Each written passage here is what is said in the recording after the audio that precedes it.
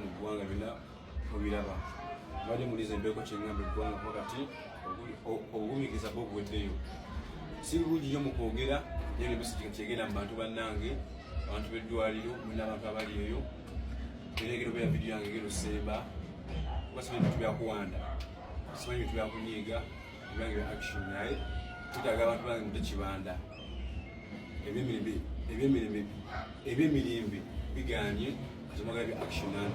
Oluvannyuma lw'omusawo akulira St Francis Hospital ensambya okuvaayo n'akola statement ye kufa kwa Joram, Ibula Kabadi yavuddeyo n'obusungu obw'ekitalo n'okulabula okwenkomeredde agambye simanyi kwogera. Ate era nga omutunuulira wooti ebigambo by'akoseza mu kavidiyo kano kengenda okuzannyira okuva gye katandikira paka gye kagwera. Amazima ga Katonda Ibula Kabadi atamanyi byakwogera, atamanyi byakutiisatiisa. Okuggyako atutegeezezza bw'ensonga ya action yagimanyi nnyo mbugendayo kola kintu kiddako ekyo kyakisobola naye ebyokwogera tabisobola.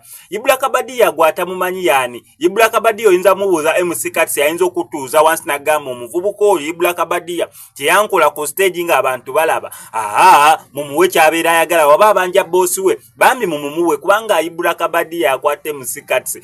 MC Katsi omu ku basajja mu ggwanga erya Uganda yakasooka okuseeyeeya ng'atambula. Yatambula aseeyeeya teyalinnyako ku ttaka. Bagenda omukwata embadi okumujja ku stage we yali alumbira Alien Skin ate nga atambula nga nkugambe takyatambula balangira Alien Skin okujja ku stage MC Katsi nasigala nga akyayogera kazindaalo. Bamukwata embadi yatambula aseeyeeya paka backstage Alien Skin najja okubeera nga performing. Kano ke katambika Ibula Kabadi ng'agezaako okulabula abakozi ba Nsambya Hospital na yenna avunaanyizibwa kusibwa kwa kunyiiga ebyange bya action naye twetaaga abantu bange mudde kibanda.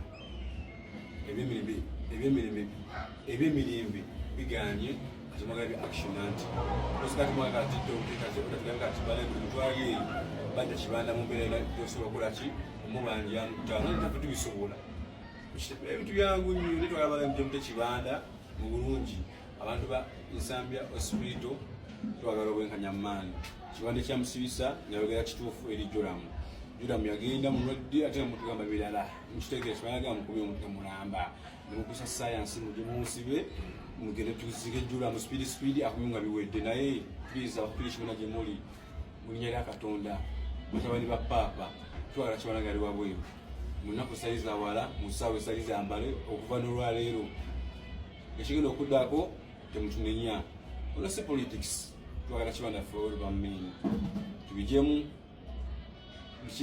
biki twagala bosi waffe wabweru